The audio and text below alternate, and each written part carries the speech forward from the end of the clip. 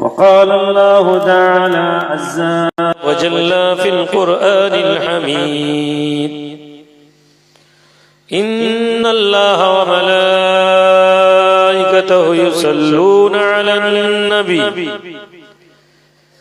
يا أيها الذين آمنوا صلوا عليه وسلموا تسليما اللهم صل على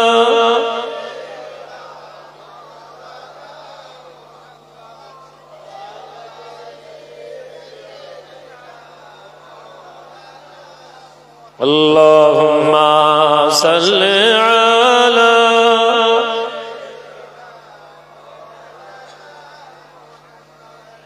وآل سيدنا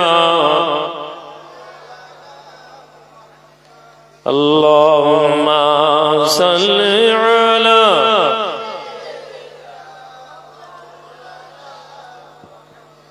وعلى آل سيدنا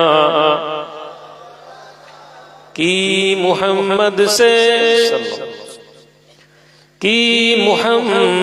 से वफा तूने हम तेरे हैं ये दुनिया क्या चीज है लौहो कलम तेरा है बलगल उला बिकमालिही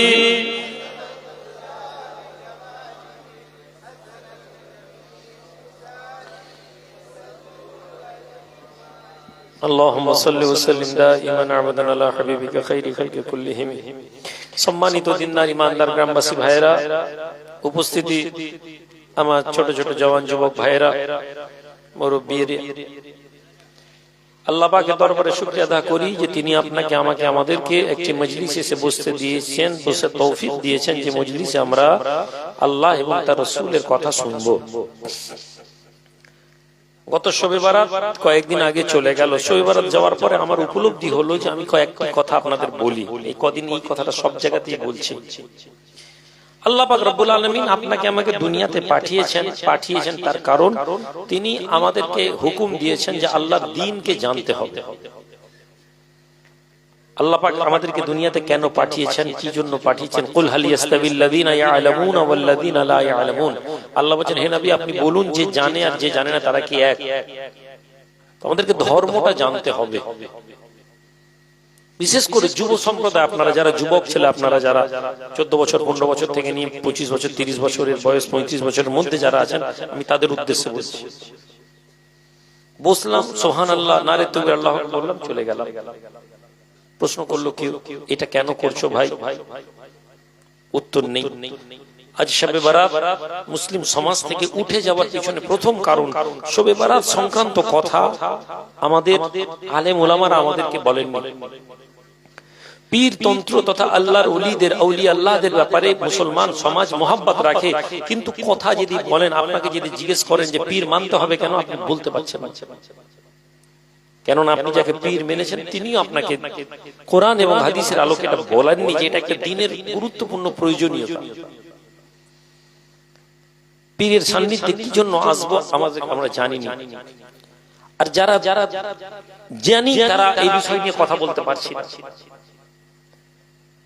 কেন আমরা এই রাত জেগে মধ্যরাত্রিতে আমরা বসে আছি কি জন্য শুধু এইটা সুবহানাল্লাহ বলবো একটা দুটো কোনো কাহিনী শুনলাম আর সুবহানাল্লাহ বলে তাবারুক খেয়ে চলে গেলাম না এটা আমাদের জন্য একটা মজলিস শিক্ষা কেন্দ্র মহান রব্বুল আলামিন যার প্রতি দয়া করেন সেই ব্যক্তিকে তিনি দ্বীনের অনুভব দেন যাকে ভালোবাসেন তাকে দ্বীনের ফিকির দান করেন দ্বীনের চিন্তা দান করেন তখন দ্বীনকে আল্লাহ পাক আমাদের প্রতি দয়া করেছেন যে তিনি আমাদেরকে এখানে বসার তৌফিক দিয়েছেন তাহলে আমি এবং আপনি এখানে বসে এই মজলিসটা 1 ঘন্টার মজলিসটাকে কিভাবে দেখবো কিভাবে বুঝবো এটা নির্ভর করছে আমাদের উপরে কেবল একটি ওয়াজ শুনলাম একটি ঘটনা শুনলাম চলে গেলাম নাকি আমরা যে রাস্তায় বসেছি এই যে রাস্তা এই যে তরিকা এই যে মজলিস এই মজলিসটা আসলে কিসের মজলিস আল্লাহ রাব্বুল আলামিন দুনিয়ার জমিনে একদল ফেরেশতাকে পাঠিয়েছেন আল মালাইকাতু তাইফিন তাওয়াফ করনে वाला, আমরা শুনেছি তাওয়াফ কাকে বলে, খানায় কাবায় গোল করে ঘোরাকে তাওয়াফ বলা হয়। তাইফিন হচ্ছে দুনিয়াকে পরিভ্রমণ করেন, তাওয়াফ করেন, দুনিয়াকে ঘুরতে থাকে, এই ঘোরাকে তাওয়াফ বলা হয়। আল মালাইকাতু তাইফিন, তাওয়াফ করনে वाला মালায়েক ফেরেশতারা দুনিয়া জমিনে ঘুরে, নবীজি বলেন দুনিয়া জমিনে ঘুরে, এবং ঘুরতে ঘুরতে ঘুরতে ঘুরতে একটি মজলিস তারা দেখে যেখানে কিছু মানুষ বসে আছে। সেটা কোনো মসজিদের ভিতরে হতে পারে, সেটা কোনো বাড়ির ভিতরে হতে পারে, সেটা কোনো মাঠের ভিতরে হতে পারে, সেটা কোনো প্যান্ডেলের ভিতরে হতে পারে, সেটা কোনো খোলা উন্মুক্ত আকাশে হতে পারে। কিছু মানুষ সেখানে বসে এবং তারা বসে সেখানে আল্লাহ এবং তার রাসূলের কথা আলোচনা হয়। এই ফেরেশতারা মালায়েকাতুত তাইফিন তারা আসেন, নবীজি বলেন তারা সর্বপ্রথম এসে সেই মজলিসটাকে ডানা দিয়ে ঘিরে ধরে। জোরে বলুন। তাহলে প্রথম কথা, আমরা যারা যে বসেছি কি লাভ আছে কি লোকসান। আজকের দিনে লোক কি বলে, আরে জলসা করছে, কি লাভ, এই মাইকে একটা হুজুরে নে, কি লাভ। হয়তো যুক্তিতে যদি আমি বসি সত্যি লাভ, তর্ক দিয়ে যদি বই আমি হেরে যাব। কিন্তু যদি আমি হাদিসের আলোকে দেখি আমাদের এই আমলটা কি হয়, নবী বলছেন, আল্লাহ নবী দয়ার নবী রাহমাতুল লিল আলামিন বলেন মালায়েকাতুত তাইফিনরা তাদের রহমতের ডানা নিয়ে ওই মজলিস ঘিরে ধরে এবং তারা তাদের প্রতি শান্তির দোয়া করতে থাকে। এবং আল্লাহ পাক রব্বুল আলামিন জানান, আয় আমার ফেরেশতারা শুনে নাও, ওই মজলিসে যারা বসেছে আমি ওদের দোয়াকে কবুল করে নিলাম এবং ওই মানুষগুলোকে আমি ক্ষমা করে দিলাম। সম্মানিত ভাইরা আমার, বাবাজিরা, মালায়েকাতুস সাইয়াহিন, অপর হাদিসের মধ্যে এসেছে মালায়েকাতুস সাইয়াহিন ভ্রাম্যমান ফেরেশতা। এই ফেরেশতারা ভ্রমণ করতে থাকেন, গ্রামের রাস্তা দিয়ে হাঁটতে থাকেন, গঞ্জের রাস্তা দিয়ে হাঁটতে থাকেন, ময়ন রাস্তা দিয়ে হাঁটতে থাকেন, সড়কগুলো দিয়ে হাঁটতে থাকেন। এবং এই ফেরেশতারা হাঁটতে হাঁটতে দেখেন যে কিছু মানুষ এক জায়গায় বসেছে এবং ওই মানুষগুলো আল্লাহ এবং তার রাসূলের কথা বলে, ওই মানুষগুলো জিকির আজকার করতে থাকে, ওই মানুষগুলো আল্লাহর এবং তার নবীর আলোচনা করতে থাকে, ওই মানুষগুলো শরীয়তের কথা বলতে থাকে। মালায়েকাতুস সাইয়াহিন ধীরে ধীরে ধীরে ধীরে ওই মজলিসে এসে তাদের রহমতের ডানা দিয়ে ওই মজলিসকে ঘিরে ধরেন এবং তাদের জন্য দোয়া চাইতে থাকেন। ওই মানুষগুলো যতক্ষণ ধরে বসে থাকে ওই ফেরেশতারা ততক্ষণ দোয়া করেন। মজলিস শেষ হয়ে যায়, লোকেরা ধীরে ধীরে বাড়ি চলে যায়। এ আমার ভাইয়েরা, এ আমার যুবকেরা, ফেরেশতাদের কাজ শেষ হয় না। ওই ফেরেশতাগুলো ডানা বিছাতে বিছাতে আল্লাহর দরবারে হাজির হয়ে যান। আমার ফেরেশতা, রবের প্রশ্ন হয়, রব জিজ্ঞেস করেন কোথা থেকে আসে? আল্লাহ আপনি জানেন আমরা কোথা থেকে আসি। ইন্নাল্লাহা খাবীরুম বিমা তা'মালুন। এই বিশ্ববাসীরা জেনে নাও, আল্লাহ পাক জানেন, আল্লাহ সব কিছু জানেন, এমন কোন কাজ নেই যা তিনি জানেন না। তবুও রব্বুল আলামিন ফেরেশতাকে প্রশ্ন করেন, কেননা মানব সমাজ, হে পৃথিবীর লোকেরা, তোমরা যে আমলটাকে মনে করো এর কোনো মূল্য নেই, তোমরা যে কাজটাকে মনে করো এর কোনো গুরুত্ব নেই, তোমরা মনে করো জলসার মজলিস বসাটা কোনো কাজের না, এই মজলিসে বসলে কোনো উপকার হবে না, এই জন্য আমার আল্লাহ তোমার জন্য আমার জন্য দেখিয়ে দেন ফেরেশতা কেন আসছো, কোথা থেকে আসছো। আল্লাহ জানেন আপনি, তবু আমি শুনতে চাই তোমাদের থেকে, হে আমার রব, আপনার বান্দারা আপনার নাম লিখছিল, আপনার বান্দারা আপনার প্রশংসা করছিল, আমরা ওই মজলিসটাকে ঘিরে দাঁড়িয়ে ওদের কথা শুনছিলাম, ওদের জন্য দোয়া চাইছিলাম। কি চাইছিল বান্দা? আল্লাহ আপনার প্রশংসা করছিল। আমার বান্দা কি আমাকে দেখেছে? আল্লাহ জিজ্ঞেস করছেন ফেরেশতাকে, কে বলছেন? নবীজি বলছেন। কাকে বলছেন? আমাদের জন্য। সাহাবাদেরকে বলে শেষ করে দেননি, পৃথিবীর শেষ মুহূর্ত পর্যন্ত, কিয়ামত যতদিন না হবে, আপনার এবং আমার জন্য এটা দলিল করে দেওয়া হচ্ছে, যাতে আপনি মজলিসটাকে বসাটাকে বেকার না মনে করেন।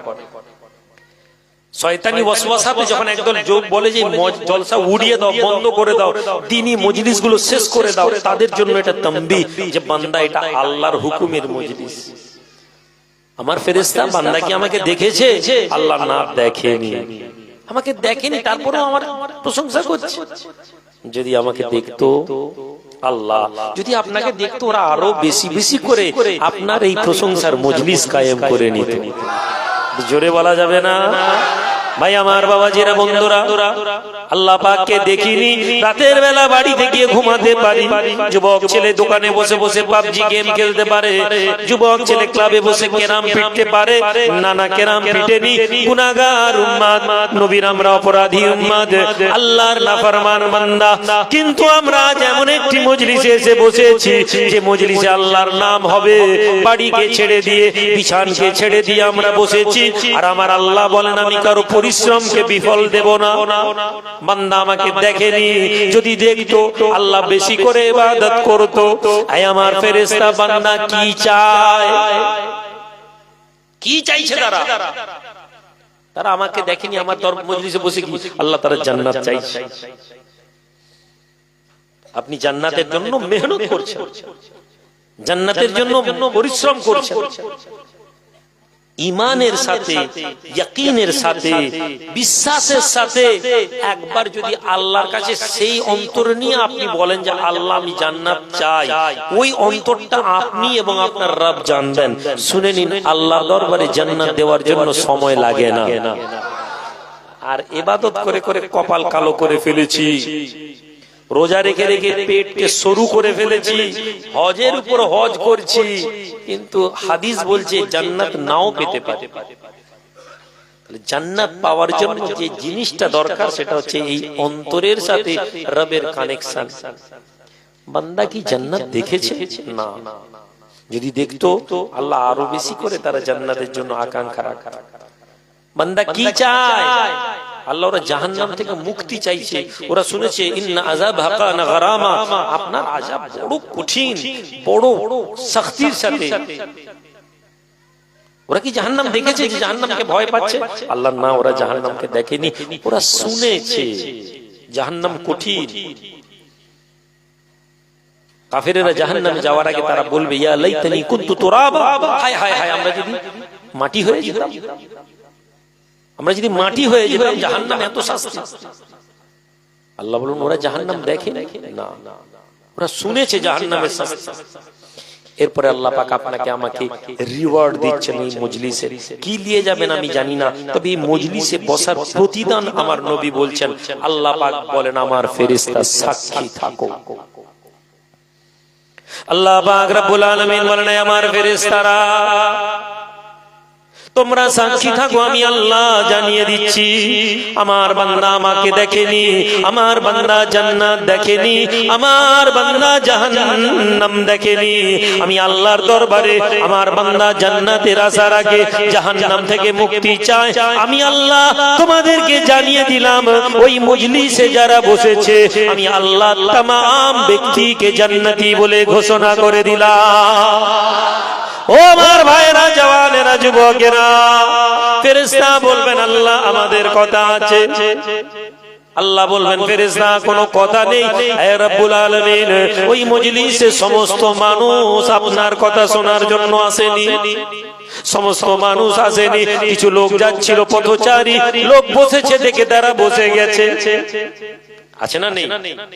সবাই ওয়াজ শুনতে আসে। আপনাদের অনেকের নিয়ত এলোমেলো থাকতে পারে। নবীজি বলছেন ফেরেশতা বলবে আল্লাহ ওখানে সবাই তো আপনার কথা শুনতে আসে, সবাই জান্নাতের আশা নিয়ে বসে, সবাই জাহান্নামের মুক্তি থেকে নেই। আল্লাহ বলবেন আমার ইজ্জতের কসম বান্দা, ফেরেশতা আমার ইজ্জতের কসম, আমি আল্লাহ যখন বলে দিয়েছি ওদের সবাইকে জান্নাতি করব, যারা জান্নাতের নিয়ত নিয়ে বসেছে, যারা জান্নাতের আকাঙ্ক্ষা নিয়ে বসেছে, ওদের ওসিলাতে আমি আল্লাহ সবাইকে জান্নাতি ঘোষণা করে দেব। সম্মানিত হাজিরিন, এই মজলিসের গুরুত্ব এই জায়গায়, এই মজলিসের ভ্যালু এই জায়গায়। এই মজলিস আমাদের পীরানে পীর, আমাদের বুজুর্গ, আমাদের বড় বড় আলেম, বড় বড় ওলি বান্দাদের সোহবতে আমরা এই মজলিসকে জিন্দা রেখেছি। যুগের পর যুগ থেকে, আজকে নয়, ফেরেশতাদের জামানা থেকে নয়। ফেরেশতারা দেখেছেন, নবীজি বলেছেন, নবীজি জামানায় সাহাবারা বসতেন, নবীজি ওয়াজ করতেন। বুখারী হাদিসের মধ্যে এসেছে আল্লাহর নবী রাতের বেলা ওয়াজ করতেন, সাহাবারা রাসূলুল্লাহর ওয়াজের জন্য মজলিসে বসতেন। আমরাও বসেছি। এটা নবিয়ানা আমল, নবীর আদর্শ। পরবর্তীকালে জামানার বড় বড় ওলিরা, জামানার বড় বড় পীরেরা, জামানার বড় বড় ইমামরা ঠিক একই ভাবে মানুষকে হেদায়েতের জন্য দাওয়াত দিয়েছেন। মানুষ দিনের বেলা পরিশ্রম করে, রাতের বেলা মেহনত করে। এই মাদ্রাসার শিক্ষক কে আছেন? কচি ছেলেদেরকে নিয়ে মাদ্রাসা চলে যাও, শুইয়ে দাও, কচি যাও তোমরা যাও, মাদ্রাসা ছেলেরা উঠে যাও, এদের জন্য জলসা শোনা জরুরি না, ক্লাসে বসা জরুরি, যাও মাদ্রাসা ছেলেরা চলে যাও, হাফিজ সাহেব নিয়ে যাও, মাদ্রাসা ছাত্রদেরকে ছেড়ে দাও। দরুদ শরীফ আল্লাহুম্মা সাল্লি আলা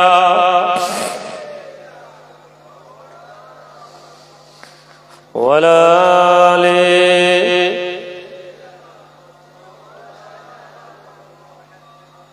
আমার ভাইয়ের, আমার বাবাজিরা, আমরা ছোট ছোট জিনিসকে আপনাকে আমাকে লক্ষ্য রাখতে হবে, ছোট ছোট জিনিসকে আপনাকে আমাকে লক্ষ্য রাখতে হবে। ওকে মাদ্রাসা পড়ে না আপনার ছেলে? এখন পড়েনি? আচ্ছা, আপনার কোলে নিয়ে শুইয়ে দেন, কোলে করে ওকে শুইয়ে পড়াননি কেন?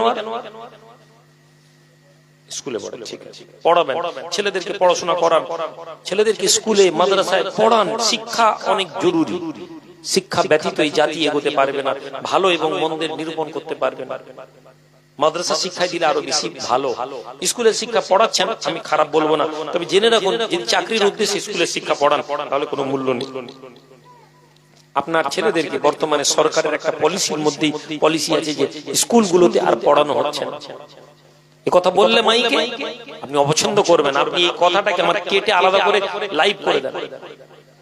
গভর্নমেন্টের পলিসির মধ্যে একটি পলিসি হচ্ছে যে ছাত্রদেরকে এডুকেটেড করা যাবে না, কমন সাধারণ যে বাড়ির ছেলে মেয়েদেরকে এদেরকে শিক্ষিত করার সার্টিফিকেট দিতে হবে। এদেরকে আপনার ছেলেদেরকে সার্টিফিকেট দেওয়া হবে, আপনার ছেলেদেরকে শিক্ষিত করা হবে। কেন? শিক্ষিত করলে আপনার ছেলেদের মধ্যে প্রশ্ন আসবে। আজকের দিনে একটা মাধ্যমিকের ছেলেকে আপনি নিয়ে বসেন, আমার কথা যদি বিশ্বাস না হয়, 4 লাইন তাকে লিখতে বলুন কোন একটা বিষয়ের মধ্যে, সে লিখতে পারবে কিনা সন্দেহ। 10টা ছেলের মধ্যে 2টো ছেলে লিখতে পারবে, বাকি 8টা পারবে না। 11-এ পড়ে এমন একটি ছাত্রকে দিয়ে একটা অঙ্ক দেন ক্লাস 8-এ, ও করতে পারবে না। কেন?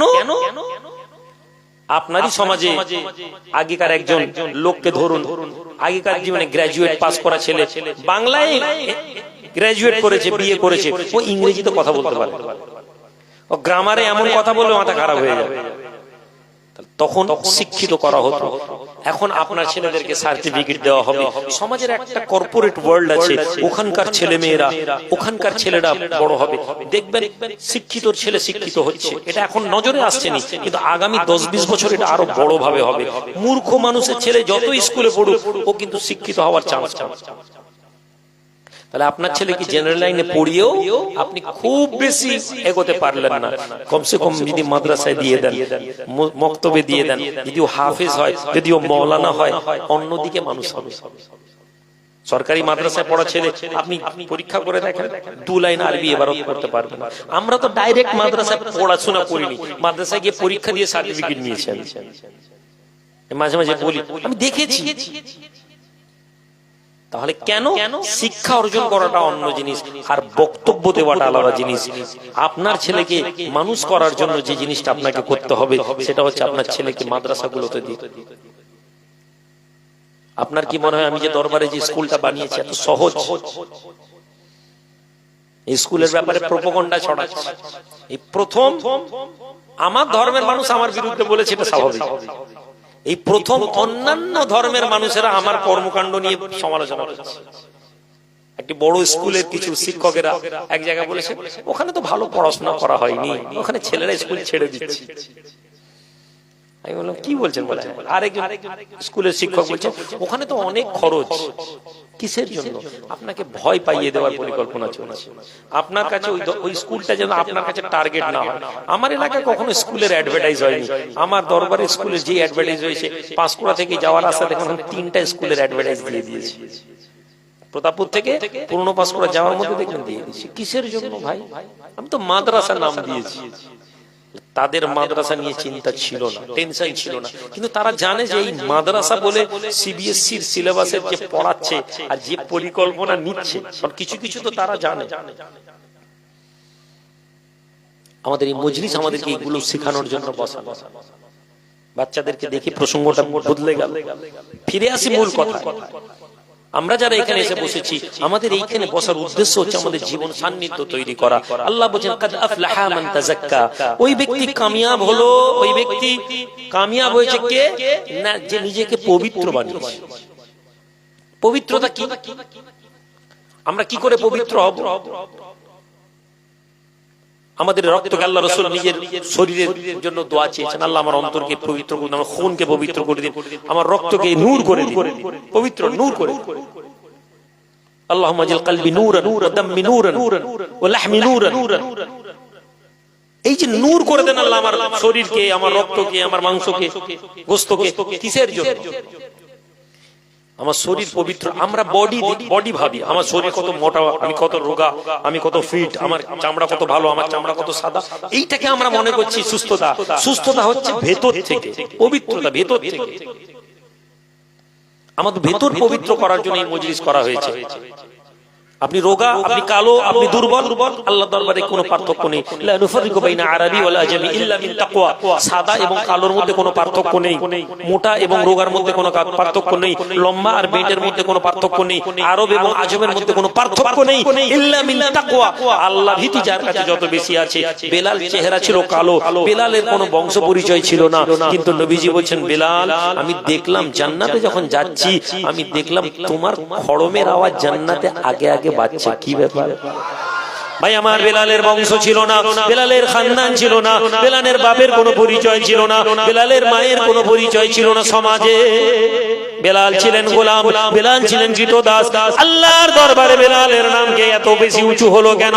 নবীজি বলেন আমি জান্নাতে প্রবেশ করব, আর ওই জান্নাতে প্রবেশ করার আগে আমার উটের লহামটা, আমার উটের লাগামটা বেলালের হাতে থাকবে। বেলাল আগে জান্নাতে প্রবেশ করবে, নবীজি বেলালের উটে পেছনে পেছনে প্রবেশ করবেন। বেলাল কি করে ওই সম্মান অর্জন করলেন? নবীজি বলেন আমি মেরাজে গেলাম, আমি শুনলাম তোমার খড়মের আওয়াজ জান্নাতে ঠক ঠক ঠক ঠক করে আওয়াজ পাচ্ছি, তোমার খড়ম চলার। কি এমন করো বেলাল? বেলাল অনেক তাহাজ্জুদের ব্যাপারে আসেনি, বেলালের অনেক দানের ব্যাপারে আসেনি, বেলালের অনেক খায়রাত আসেনি, বেলালের অনেক জিহাদ আসেনি। আমার ভাইরা, বেলালের মধ্যে ওই কোরআনের আয়াতকে যদি দেখেন, কাদ আফলাহা মান তাযাক্কা, নিজেকে পবিত্র করেছিলেন নামাজের মাধ্যমে, নিজেকে পবিত্র করেছিলেন রাসূলুল্লাহর মুহাব্বতের মাধ্যমে। বুজুর্গ বসে আছে, আমরা নিজেদেরকে পীরের মুরিদ বলি। আপনার কাছে মুরিদ হওয়ার কোনো যোগ্যতা আছে কিনা আমি জানি না, আর আমার কাছে পীর তো আমি তো নই। হ্যাঁ, আমাদেরকে রাস্তাটা ভুলে না যাই। রাস্তা কি? বসে আছেন, হুজুর বলছেন বাবা যাও তো বাজার থেকে একটু চিনি কিনে আনো, 2 আনা 2 পয়সা দিয়েছেন, যাও চান। হুজুরের গোলাম দোকানে গেছে, গিয়ে বলছে ভাই 2 আনার চিনি দাও তো। দোকানি বলছে 2 আনায় 3 চামচ চিনি দাও। পাশের দোকানি বলছে 2 আনায় 4 চামচ চিনি। দোকানি গোলাম ছুটে গিয়ে ওর দোকানে চলে গেছে, ভাই 4 চামচ চিনি। পাশের দোকানি বলছে 2 আনায় 5 চামচ চিনি। এই তখন বলছে 2 আনায় 6 চামচ চিনি। এই করতে করতে 2 আনায় 7 চামচ 8 চামচ করতে করতে 2 আনায় 1 বাটি চিনি এসেছে। গোলাম খুশি। হারাম? হারাম হবে এটা? জি না। আপনি দোকানে গেছেন, এক দোকানি বলেছে 2 টাকায় মাল দিব, 2 টাকায় 1 কিলো আম, আরেকজন বলেছে 2 টাকায় 2 কিলো আম, আপনি 2 টাকায় 2 আম। আমি তো কিনতে গেছি, আমি তো কাউকে জোর করিনি। ফতোয়া যখন আসবে আপনি নিতে পারেন, হারাম তো বলা যাবে না। কেন আমাদেরকে এই মজলিসে, আমি এই মজলিস থেকে কি নিয়ে যাব? যখন পীর বলছি তো পীরের সান্নিধ্যে কি শিখব? হুজুরের কাছে এসে 1 বাটি চিনি। আরে এত চিনি? জি হুজুর, খুব কামাল হয়ে গেছে। কি কামাল হয়েছে? হুজুর দোকানীদের মধ্যে কম্পিটিশন হয়েছে, আমাদেরকে চিনি দিয়েছে। আচ্ছা বাবা, এরা তো, ওরা তো জিদে পড়ে দিয়েছে, দোকানে তো এত চিনি পাওয়া যায় না, ওরা জিদে করে দিয়েছে। ফতোয়াতে তুমি জায়েজ করতে পারবে। আচ্ছা যাও মসজিদে যাও, মসজিদে গিয়ে মুসল্লিদেরকে বলো যে আমি পাঠিয়েছি 2 আনায় এত চিনি পেয়েছি, কেউ যদি লিবে তো দিয়ে নিতে বলো। ফজরের নামাজ হয়ে গিয়েছে, আল্লাহর বান্দা যুবক ছেলে হুজুরের গোলাম এসে বলে, মানুষেরা, এই মুসল্লিরা, আমি হুজুরের দরবার থেকে এসেছি, 2 আনাতে আমি চিনি আনতে গিয়েছিলাম, দোকানিরা কম্পিটিশন করে 2 আনায় 1 বাটি চিনি, কেউ কি আছো তোমরা 2 আনায় 1 বাটি চিনি কিনবে? মুসাল্লিদের মধ্যে একজন বলে হুজুর কি নেননি? না না হুজুর নিতে চাননি, বলেছেন কোন মুসাল্লি নিতে গেলে নাও। মুসাল্লি বলে হুজুর যদি না নিয়ে থাকেন আমরা কেমন করে নিতে পারি? শহর সকাল চলে যায়, ফজর চলে যায়, যোহর চলে যায়, আসর চলে যায়, মাগরিব চলে যায়, এশা চলে যায়। একদিন হলো বাবা আজকেও যাও, একদিন হলো, 2 দিন হলো, 3 দিন হলো, 3 দিন ধরে মানুষেরা বলতে লাগে চিনি আমরা নিতে পারি না। জামানার পীর যদি এই চিনি না নিতে পারে আমরা কেমন করে চিনিকে গ্রহণ করতে পারবো? 3 দিন কেটে গেছে, ফিরে এসেছেন, না বাবা এ তো সম্ভব না। হুজুর 3 দিন কেউ লাইনি। বাবা যে সমাজে, যে মুআশারা, যে মহল্লা মুসাল্লিরা এত মুত্তাকি হতে পারে, সেই মহল্লার পীরকে ওরা আমাকে পীর বলে মানে, আমাকে কত মুত্তাকি হওয়া উচিত একবার জোরে বলুন। মুরিদ বলছে পীর যদি না লাই আমরা মুরিদেরা কি করে নিব? পীর বলছে আরে আমার সমাজের মুরিদেরা যদি না নিতে চায় আমি পীর হয়ে এটা নিতে পারি। আজ আমরা বলছি হুজুর দোয়া করে দিন, চিটিংবাজি করে 2 টাকা কামাই, আপনাকে 8 আনা দিব, আমি 1 টাকা নিব। আমিও দোয়া করছি আল্লাহ তোকে চিটিংবাজিতে বরকত দিক। শুনতে খারাপ লাগলে এটাই সত্য কথা, শুনতে খারাপ লাগলে এটাই বাস্তব। কেননা আমরা দুনিয়াকে প্রায়োরিটি দিয়েছি, দুনিয়াতে আমাদের মনে হচ্ছে দুনিয়া কামিয়াবি। হে যুবক, তুমি হারাম রাস্তাকে অবলম্বন করছো, তুমি ভুল রাস্তাকে অবলম্বন করছো, তুমি মনে করছো এতে তুমি কামিয়াব হবে। আমি তোমাদেরকে কিছু কথা আমার জীবনে, আমি কেন মাইকে রেকর্ডিং করতে মানা করি, কিছু ব্যক্তিগত জীবনের উদাহরণ দিয়ে আমি ওয়াজ করতে চাই, কিন্তু এই যে ওয়ার্ড রেকর্ডিং করছে আমি বলতে পারি না, আমি বলতে পারি না। কেননা আমি চাই না যে এই কথাটা শুধু বাইরে প্রচারের জন্য, আমার মজলিসের জন্য আমি শোনাতে চাই, ফলে আমি উদাহরণ দিতে পারি। কিন্তু শুনে রেখে দিন, জীবনকে যদি কামিয়াব করতে হয়, বাগদাদের জমিনে একজন যুবক ছেলে, আজকে তুমি এখানে এসেছো, তাকদীরের মধ্যে আল্লাহ যা রেখেছেন তাই পাবে, এটাকে ঈমান এবং ইয়াকিনের মধ্যে নিয়ে এসো। হুজুর বসে আছেন, একজন যুবক ছেলে বাগদাদ থেকে বেরিয়ে যাচ্ছে, বাগদাদ থেকে বেরোচ্ছে, সে সফরে পড়াশোনা করতে যাবে। রাস্তাতে সে একটা বড় স্বর্ণের মুদ্রা পেল। কি হলো? কেন কালেকশন করবেন? আল্লাহ তো করিয়ে দিচ্ছে। আচ্ছা মিনিট 15 পরে আসে, 10-15 মিনিট বলিনি নাকি গো? না আপনারা বসেন, বসে আপনাদেরকে দেখলে আমার ভয় লাগবে, খালি মনে হবে কালেকশন করতে হবে। 15 মিনিট পরে আসে। এটাও আপনাদেরকে শেখাচ্ছি, প্রকাশ্যে কালেকশনের আদর্শটা বন্ধ করুন, এটা ভালো ভালো কাজ না। এই বছর প্রথম করলেন তো না আগেও করেছেন? 2-4 বছর আগে একবার এসেছিলাম মনে হয় গ্রামে। কালেকশন না করলেও আল্লাহ জলসা করিয়ে দিবে। ফলে কালেকশনটা নিজেরা যুবক ছেলে, আমাদেরকে মেজাজ তৈরি করতে হবে। যুবক ছেলেরা বসে দায়িত্ব দিয়ে গ্রামে একটা ঘর পিছু একটা চাঁদা করে দিই, প্রয়োজন হলে বাইরে একটা টেবিল করে দিই, যাদের বাইরের মেহমানরা যারা এসেছেন একটু সহযোগিতা করবেন, আমি বলে দিব এই মাইকে টাকা দাও, 2000 দাও, 5000 দাও, 1000 দাও, মাইকের বাইরে বাইরে লোক। ইসলাম এত দুর্বল না। আর এই আত্মসম্মানটা আমাদের তৈরি করতে হবে, টাইম লাগবে, হবে। আগে যেমন সারা রাতের জলসার একটা রেওয়াজ ছিল, 10 বছর 5 বছর বলতে বলতে এখন দেখুন 50% 60% জলসা মধ্যরাত্রি, এবং মানুষ দেখুন সারা রাতের জলসা রাত্রি 12টার সময় এত লোক থাকবে। আপনার পাড়াতে আরেকটা সারা রাতে জলসা করুন আর ছবি তুলুন। এখন আমার কথা, রাত্রি 12টার সময় এরকম বক্তা যেই থাকুক না কেন এত লোক থাকে নাকি দেখবেন। মানুষের মেজাজ পরিবর্তন হচ্ছে, যুগের সাথে তাল পরিবর্তন হচ্ছে, আমাদেরকেও পরিবর্তন হতে হবে। এই চেয়ারে বসে যখন আমি ওয়াজ করতাম কত লোক সমালোচনা করেছে, এখন দেখেন 90% বক্তারা এই চেয়ারে বসে জলসা করছে। তাহলে আমাদেরকে তালের সাথে পরিবর্তন হতে হবে। ফিরে আসি যুবকেরা, আল্লাহ বলছেন তোমার দুনিয়ার জীবনকে বাল তুসিরুনাল হায়াতাদ দুনিয়া, তোমাদের জন্য আখিরাতের জীবন গুরুত্ব, কিন্তু তোমরা কি করো? বাল তুসিরুনা হায়াতাদ দুনিয়া, তোমরা দুনিয়ার জীবনকে প্রায়োরিটি দাও, ইম্পর্টেন্স দাও।